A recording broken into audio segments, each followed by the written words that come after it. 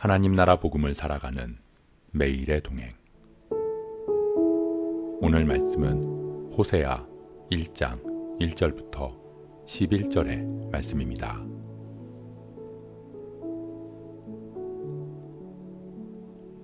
우시야와 요담과 아하스와 히스기야가 이어 유다 왕이 된 시대, 곧 요아스의 아들 여로보암이 이스라엘 왕이 된 시대에 브에리의 아들 호세아에게 임한 여호와의 말씀이라. 여호와께서 처음 호세아에게 말씀하실 때 여호와께서 호세아에게 이르시되 너는 가서 음란한 여자를 맞이하여 음란한 자식을 낳으라. 이 나라가 여호와를 떠나 크게 음란함이니라 하시니, 이에 그가 가서 디블라임의 딸 고멜을 맞이하였더니 고멜이 임신하여 아들을 낳음에 여호와께서 호세아에게 이르시되 그의 이름을 이스르엘이라 하라. 조금 후에 내가 이스라엘의 피를 예후의 집에 갚으며 이스라엘 족속의 나라를 패할 것임이니라. 그날에 내가 이스라엘 골짜기에서 이스라엘의 활을 꺾으리라 하시니라. 고멜이 또 임신하여 딸을 낳음에 여호와께서 호세아에게 이르시되 그의 이름을 루아마라 하라. 내가 다시는 이스라엘 족속을 긍휼히 여겨서 용서하지 않을 것임이니라.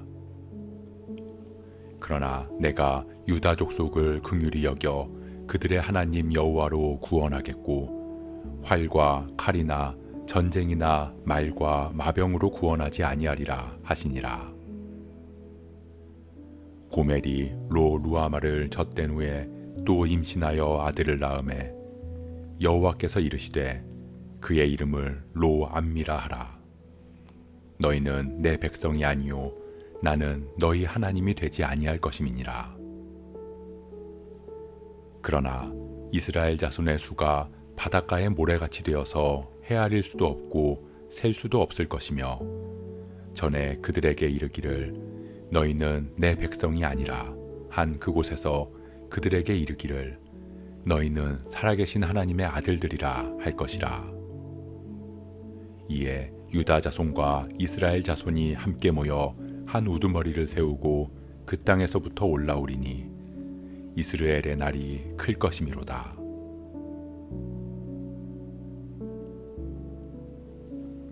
북이스라엘 여로보암 2세 시대에 하나님께서 호세아를 부르셨습니다.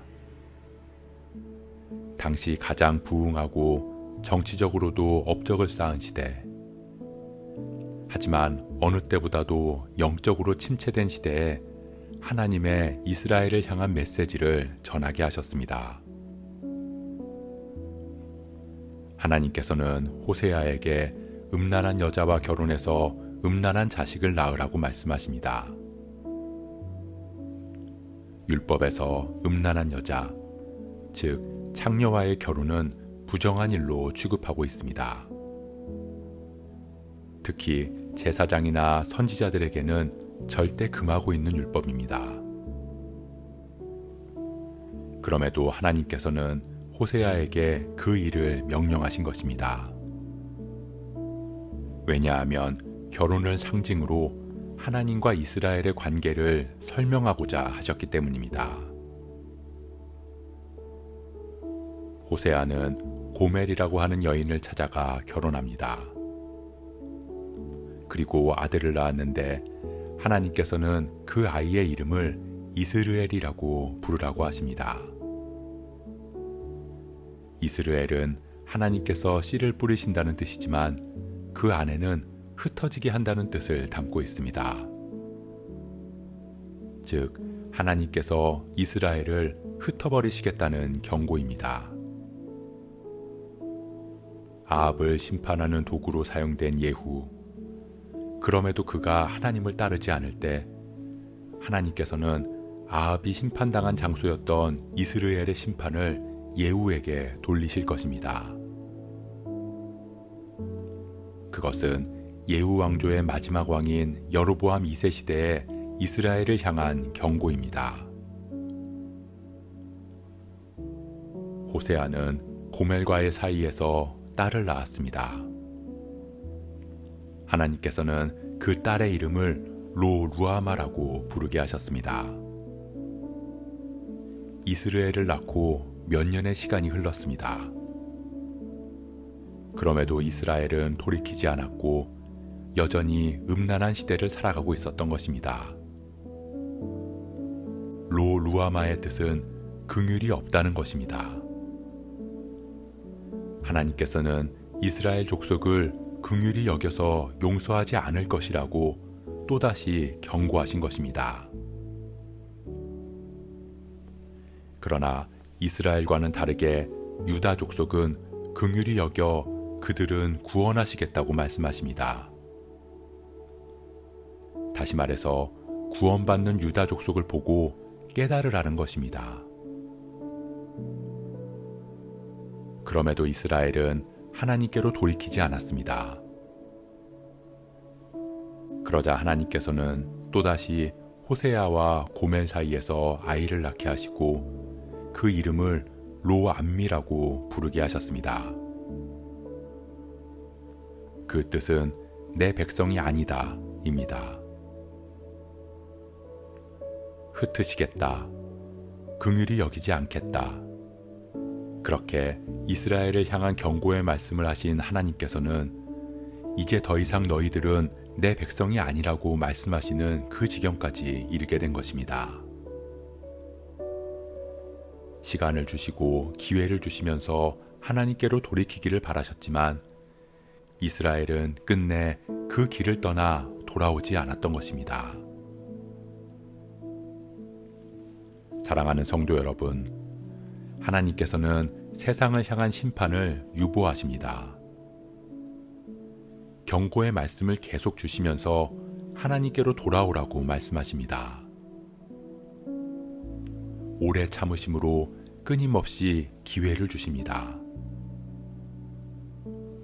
왜냐하면 하나님의 우리를 향한 목적은 심판이 아니라 하나님 안에서 행복을 누리는 것이기 때문입니다. 신랑 되신 하나님과 아름다운 관계를 누리며 기쁨을 만끽하기를 바라시기 때문입니다.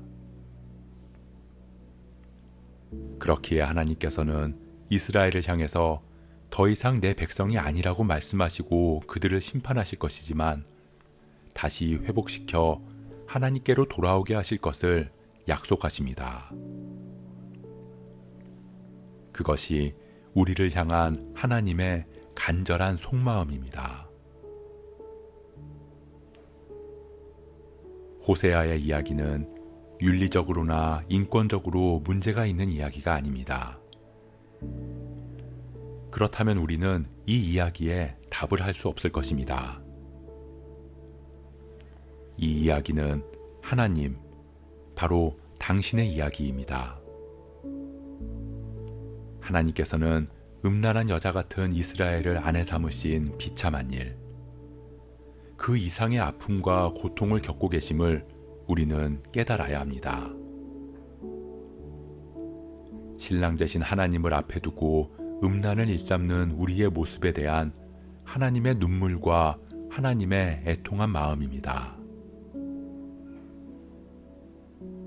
하나님은 우리가 하나님 안에서 행복하기를 바라십니다. 신랑 되신 하나님 안에서 기쁨과 즐거움을 누리기를 원하십니다. 그렇기에 지금도 우리를 기다리시고 돌아오기를 바라고 계십니다. 절대 포기하지 않으시고 오래 참으심으로 우리를 부르고 계십니다. 우리가 하나님께로 돌아가기를 소원합니다. 하나님의 부르심에 반응하고 돌이켜서 주님 안에서 영원한 안식과 평안을 누릴 수 있기를, 그렇게 그리스도의 신부된 우리가 신랑 되신 주님과 함께 아름다운 삶을 살아갈 수 있기를 주님의 이름으로 축복합니다.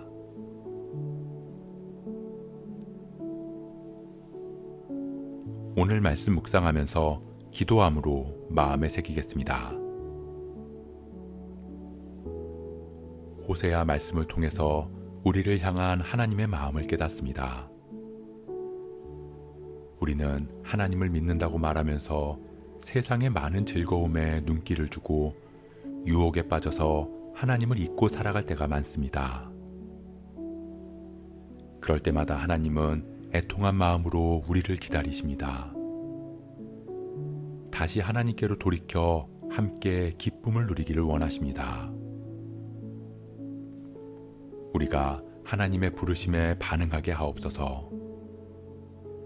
우리의 신랑 되신 하나님께로 돌이켜 주 안에서 참된 기쁨과 평안을 누리게 하옵소서. 이 모든 말씀 우리의 신랑 되시는 예수 그리스도의 이름으로 기도합니다.